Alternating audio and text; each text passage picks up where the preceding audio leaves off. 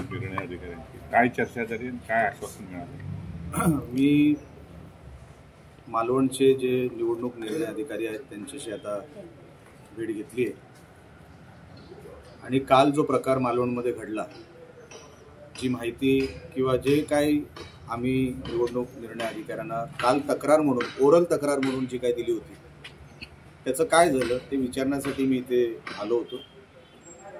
आता इथून मी सन्माननीय PI जे मालवणचे आहेत त्यांनाही भेटायला जाणार आहे.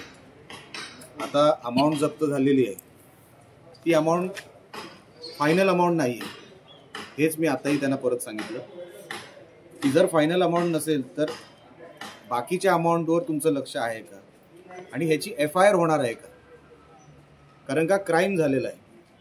आणि जर क्राईम झाला असेल तर पहिला पार्ट असतो कुठल्याही क्राईमचा की FIR नोंदवावं लागतं, सेक्शन लावावे लागतात. जर तुम्ही तेच केलं नाही तर कालच्या घटनेला काही अर्थ राहणार नाही.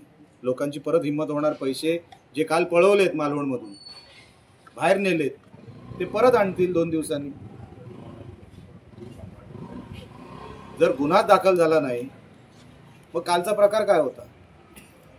मी आता सन्माननीय अधिकाऱ्यांना रिक्वेस्ट केलेली आहे, त्यांनाही मी सांगितलेलं आहे तुम्ही मला सगळ्यांशी बोलून घ्या. त्यांची काहीतरी समिती असते, त्यांचा अहवाल त्या समितीकडे जायचा असतो, तो अहवाल त्यांनी दिलेला आहे.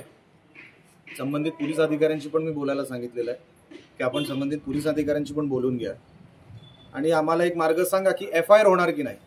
जर FIRच झालेला नाही, जसं आम्ही मालवणमध्ये जे खोटं प्रमाणपत्र जातीचं होतं, जे भाजपच्या उमेदवार शिल्पा खोत यांचं, त्यांच्या विरोधात आम्ही कोर्टात गेलो, काल त्यांना नोटीस मिळाली. तशी प्रक्रिया निवडणूक आयोग करणार की नाही आणि त्याचं रूपांतर FIR मध्ये होणार की नाही हे विचारण्यासाठी मी ते आलो होतो.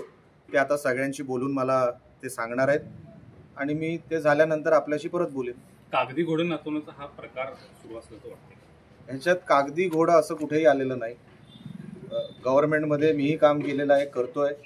काही प्रोसिजर असतात ते फॉलो करावे लागतात. सगळेच अधिकार एकाच अधिकाऱ्याकडे असतात अशातला भाग नाही. त्यांना जिथे ती काय अहवाल समिती असते त्या अहवाल समितीकडे तो रिपोर्ट गेलेला आहे. ती मग अहवाल समिती संबंधित पोलीस अधिकाऱ्यांशी बोलणार आणि ती FIR ते नोंदवतील. मी कोणावरही आता आरोप करू शकत नाही कारण का प्रोसिजर ते फॉलो करत आहेत. प्रोसिजर कंप्लीट झाल्यानंतर ते मला सांगणार आहेत. साहेब, जसं मालवणमध्ये प्रकार घडलाय तसंच एक प्रकार बदलापूरमध्ये सुद्धा घडलाय. अजित पवार गटाकडून पैसे वाटप होत होते आणि त्या शिंदेने असा आरोप केला आणि त्यांना पकडण्यात सुद्धा आलं त्या महिलेला पैसे वाटप करताना. तिकडची घटना मी बघितलेली नाही, एकदा बघितल्यानंतर मी त्याच्यावर बोलू शकेन.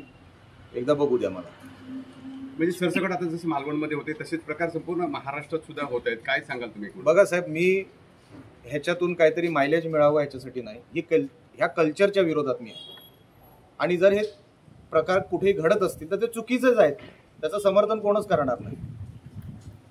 मुख्य निवडणूक अधिकारी आहेत जिल्हाधिकारी, त्यांची आपण भेट घेणार आहात यानंतर निर्णय आल्यानंतर?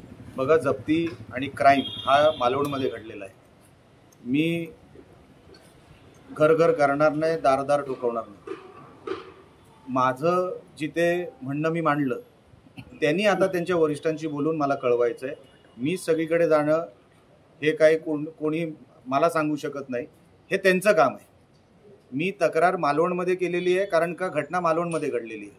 आता वरिष्ठांशी काय बोलायचं हे त्यांना बोलायचं आहे, मला नाही. तुम्ही वारंवार क्राईमचा उल्लेख करताय, मग आता इतका वेळ ह्या सगळ्या गोष्टीला दिल्यानंतर अजून FIR दाखल झाला आणि मग ते क्राईम इझी करण्यामध्ये किंवा जे आलेले पैसे परत नेण्यामध्ये तो घोळ करण्यामध्ये संबंधित यंत्रणेला यश मिळाले. साहेब, तुमचा हा जो दुसरा प्रश्न आहे, पहिल्या प्रश्नाला पण उत्तर मी हेच दिलं. काही गव्हर्नमेंट प्रोसिजर असते, पोलीस प्रोसिजर असते, मी त्याच्यात इंटरफिअर करू शकत नाही. ते मला बोललेत, मी त्यांना एकच प्रश्न विचारला की नाही तुम्ही वरती होता की FIR कधी होणार, त्याच्या पलीकडे मी काहीच विचारलं नाही त्यांना. आणि एकदा FIR तयार झाली की FIR मध्ये काय काय गुन्हे कुठले कुठले टाकलेले आहेत ह्याचा उल्लेख होईल. माझं लक्ष FIR कडे आहे. FIR झालं म्हणजे तो क्राईम सिद्ध झाला आणि मला ते बघायचं आहे काय होतं त्याच्यावर. ते मला बोलले की आमची प्रोसिजर आहे की आम्हाला अहवाल समितीकडे पाठवायचा असतो, ती समिती आम्हाला रिप्लाय करणार.